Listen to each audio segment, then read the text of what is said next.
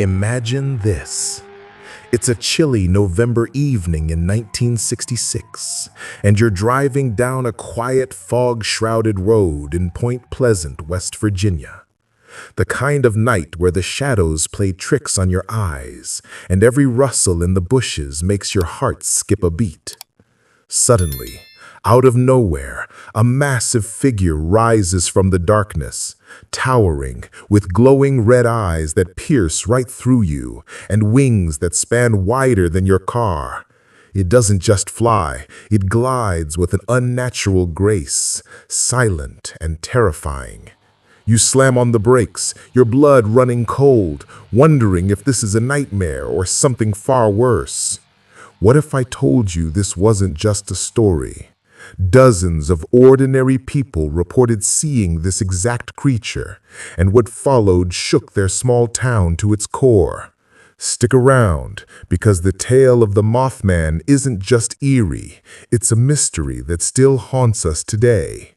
And by the end, you might question what lurks in the shadows of your own backyard. Let's rewind to that fateful year. 1966, in the heart of Appalachia. Point Pleasant was your typical small American town, friendly folks, rolling hills, and the Ohio River winding through like a silver thread. People worked hard at the local factories, raised families, and gathered at diners to swap stories over coffee. But on November 12th, everything changed for two young couples out for a late-night drive. Roger and Linda Scarberry, along with Steve and Mary Millette, were cruising near an old munitions plant known as the TNT area, a sprawling, abandoned site from World War II, overgrown with weeds and riddled with crumbling bunkers. It was the perfect spot for kids to park and chat, but that night it became ground zero for something inexplicable. As they approached a gate, their headlights caught a glimpse of something. At first, they thought it was a large bird, maybe an owl or a heron gone rogue. But then it stood up, straight up, like a man, but not a man. This thing was at least 7 feet tall, with a muscular build covered in grayish skin or fur.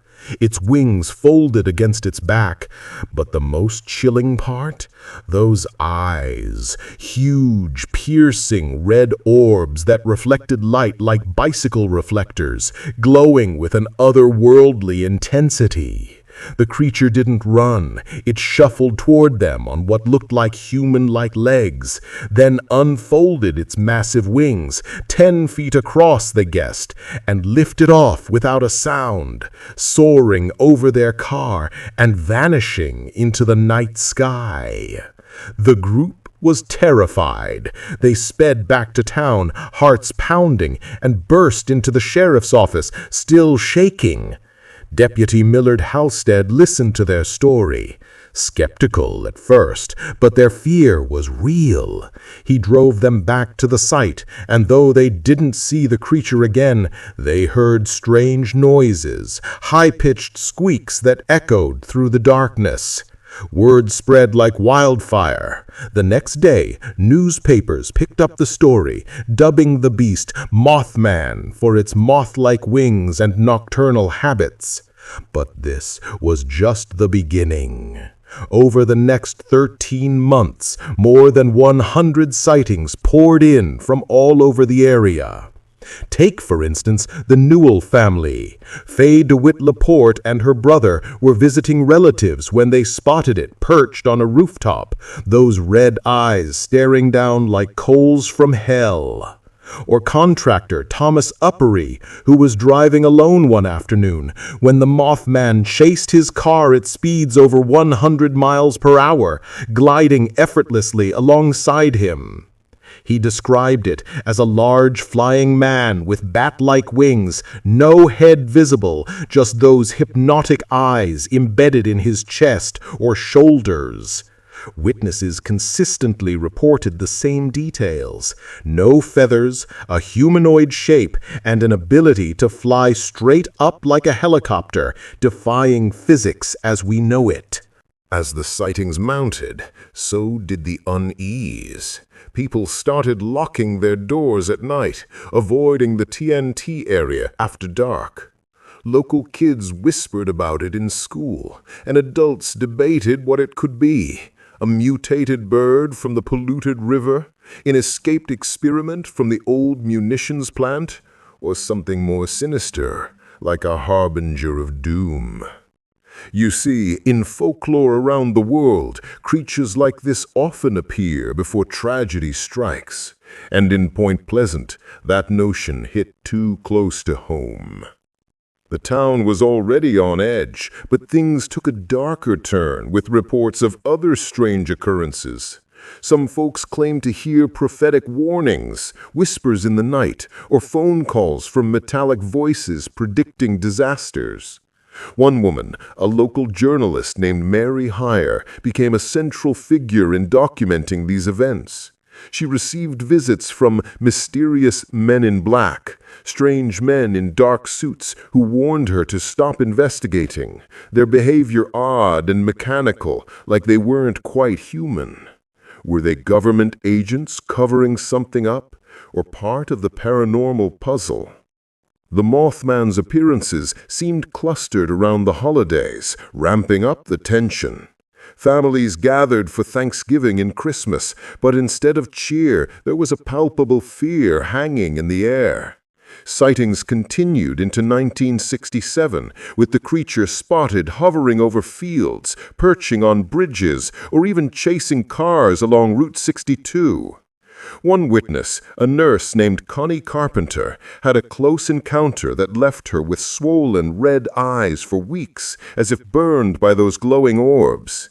She swore it was no hallucination. The pain was real. Now, imagine the dread building day by day. The local paper, the Point Pleasant Register, ran headlines that fueled the frenzy. Couples see man-sized bird, creature, something. Reporters from bigger cities descended, turning the town into a media circus. Skeptics dismissed it as mass hysteria or misidentified sandhill cranes, large birds common in the area with red markings on their heads. But believers pointed out the differences. Cranes don't fly silently at high speeds, and they certainly don't stand 7 feet tall. As winter deepened, the sightings peaked, and whispers grew that the Mothman was an omen, a warning of impending catastrophe. In Native American lore of the region, similar beings were said to foretell misfortune. The Shawnee people, who once inhabited the land, had tales of thunderbirds and spirits that guarded sacred sites. Was the Mothman connected to that ancient energy, stirred up by the abandoned TNT plant, leaking chemicals into the soil? Then, on December 15th, 1967, tragedy struck in a way no one could ignore. The Silver Bridge, a vital link connecting Point Pleasant to Ohio, was packed with rush-hour traffic. Folks heading home from work, Christmas shoppers with gifts in their trunks. Without warning, a single eye-bar in the suspension chain failed, and the entire structure collapsed into the icy Ohio River below. Cars plunged into the water, screams echoing as the bridge twisted and fell like a house of cards. 46 people lost their lives that day, in what remains one of the deadliest bridge disasters in U.S. history. Rescuers worked through the night, pulling survivors from the wreckage, but the toll was devastating. Families shattered, a community in mourning. In the aftermath, many couldn't help but connect the dots. The Mothman had been sighted near the bridge multiple times in the weeks leading up. Was it trying to warn them? Or was it somehow the cause? Investigations later blamed the collapse on poor maintenance and a design flaw. a tiny crack in a steel beam that had grown over years. But for the people of Point Pleasant, the timing was too eerie to dismiss. Sightings of the Mothman stopped abruptly after the disaster, as if its purpose had been fulfilled.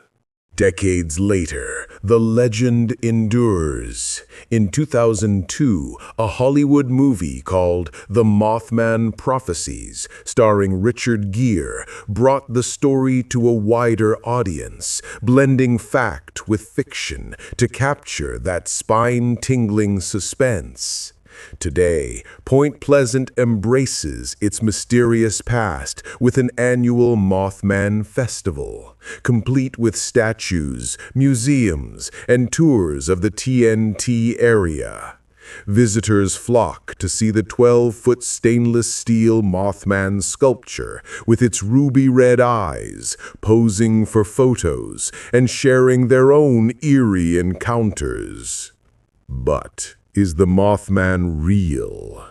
Science says probably not, likely a combination of large birds, optical illusions, and the power of suggestion in a stressed community.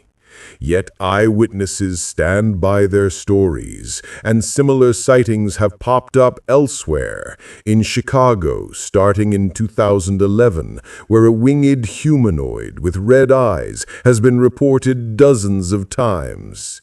Could it be the same entity, migrating or manifesting anew? What we can take from this tale is a reminder to pay attention to the signs around us, whether they're strange creatures in the sky or subtle warnings in our daily lives. Sometimes the universe has ways of nudging us toward caution, and ignoring them can lead to regret. It's a story that teaches us about the thin line between the explainable and the unknown, urging us to stay curious and vigilant. If this chilling account of the Mothman left you with goosebumps or questions, hit that like button and subscribe for more tales of American mysteries and legends. Drop a comment below. Have you ever seen something unexplained? Share your story. I read them all. And don't forget to turn on notifications so you never miss an upload. Thanks for watching, and remember, keep an eye on the skies.